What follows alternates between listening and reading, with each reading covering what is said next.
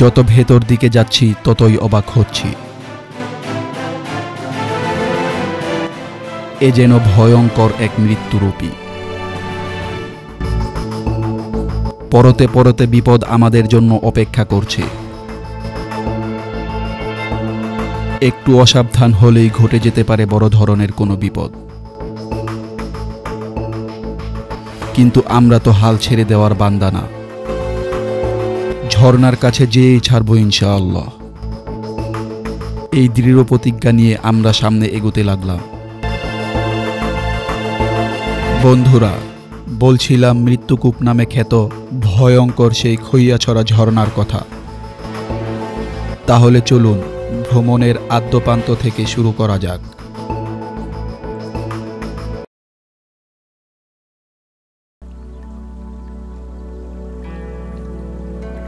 আসসালামু আলাইকুম বন্ধুরা, সীতাকুণ্ড ভ্রমণের দ্বিতীয় পর্বে আপনাদের সবাইকে স্বাগতম। প্রথম পর্বে আপনারা দেখেছেন চন্দ্রনাথ পাহাড়ের অপরূপ সৌন্দর্য। আজকে আপনারা দেখতে পারবেন ঝর্ণার রানী এবং মৃত্যুকূপ নামে খ্যাত খইয়াছড়া ঝর্ণার ভয়ঙ্কর সৌন্দর্য। খোদা তাআলার অপরূপ সৃষ্টির অন্যতম নিদর্শন হল ঝর্ণা। পাহাড়ের বুক চিরে কলকল ঝরঝর শব্দে অবিরাম বয়ে চলছে ঝর্ণা। ঝর্ণার অবিরাম স্রোতধারা আর নয়নাভিরাম দৃশ্য আমাদের ক্লান্ত শরীর ও মনকে জুড়িয়ে দেয়। আমরা হারিয়ে যাই ভিন্ন এক জগতে।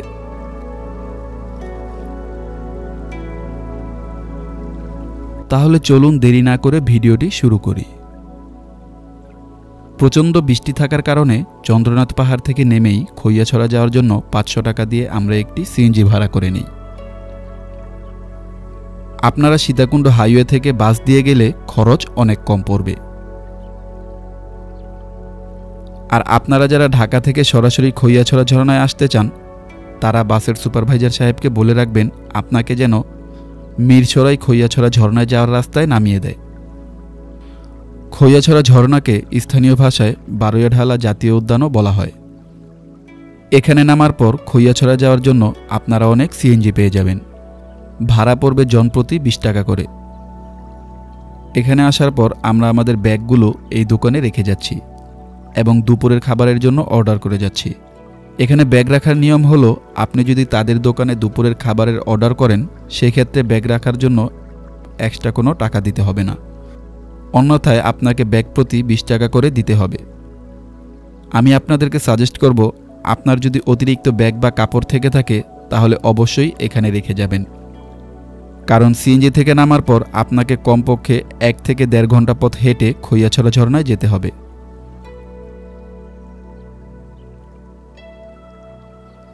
আরেকটি কথা না বললেই নয়, ঝর্ণায় যাওয়ার আগে আপনারা অবশ্যই অ্যাংলেট এবং লাঠি নিয়ে নেবেন। এটা যে আপনার কতটা সহায়ক হবে সেটা এখানে আসলেই বুঝতে পারবেন। লাঠির দাম পড়বে 30 থেকে 40 টাকা করে। আর আপনি যদি অক্ষতভাবে ফেরত দিতে পারেন তাহলে লাঠি প্রতি 10 থেকে 15 টাকা ফেরত পাবেন। আর অ্যাংলেটের দাম পড়বে 40 থেকে 50 টাকা করে।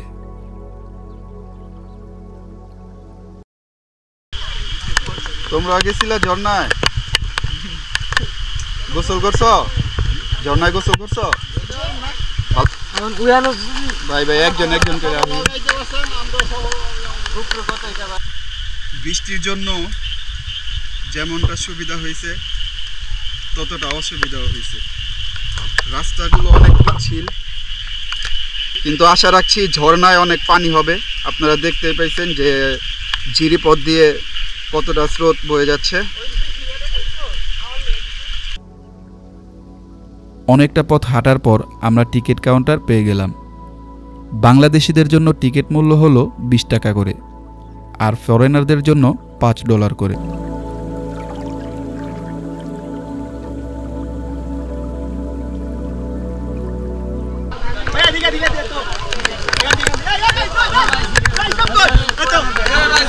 আমরা জীবনে ফার্স্ট টাইম আসি কিছু বুঝতেছি না।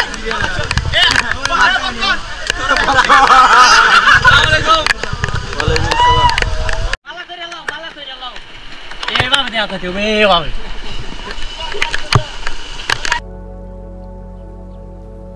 তারপর আমরা ভয়ঙ্কর সব রাস্তা পেরিয়ে চলতে লাগলাম ঝর্ণার দিকে। বৃষ্টি হওয়ার কারণে প্রচুর পরিমাণে স্রোত ছিল।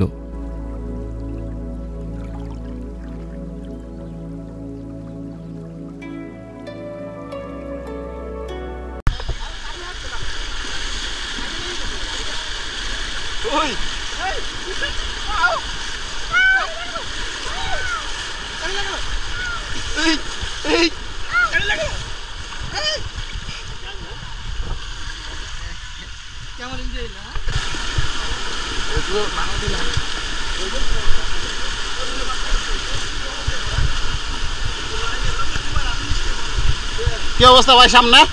অবস্থা খুবই ভালো, খুবই ভালো। খালি রিস্ক আছে, লাইফ রিস্ক আছে। এখনো তো মনে করেন 100 ভাগে 10 ভাগও যান নাই, তাই নাকি? এইরকম যাবেন সমানের পরে যাবেন পাহাড়ের ডালুতে। যাইতে দেন, সমস্যা নাই, যাইতে দেন। 40 মিনিট হাঁটেন, জি জীবনে মিস করবেন বড় কিছু না যেতে পারেন।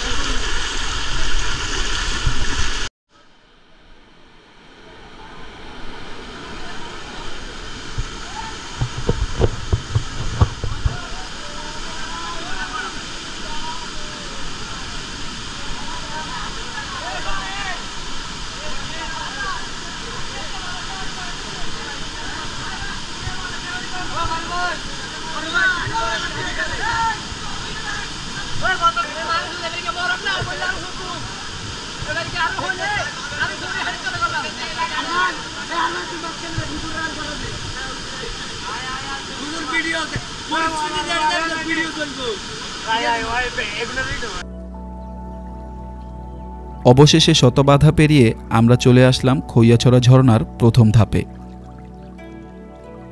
বৃষ্টির সময় যে ঝর্ণা এতটা ভয়ঙ্কর রূপ ধারণ করে সেটা আগে জানা ছিল না।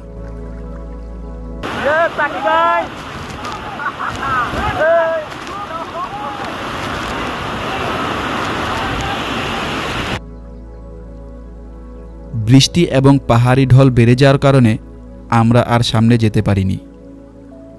ঝর্ণার প্রথম ধাপ দেখেই আমাদের সন্তুষ্ট থাকতে হয়। তো বন্ধুরা, আজকের ভিডিও এই পর্যন্তই। ভিডিওটি ভালো লাগলে অবশ্যই লাইক, কমেন্ট এবং শেয়ার করতে ভুলবেন না। আর সাবস্ক্রাইব করে আমাদের সঙ্গেই থাকবেন। আল্লাহ হাফেজ।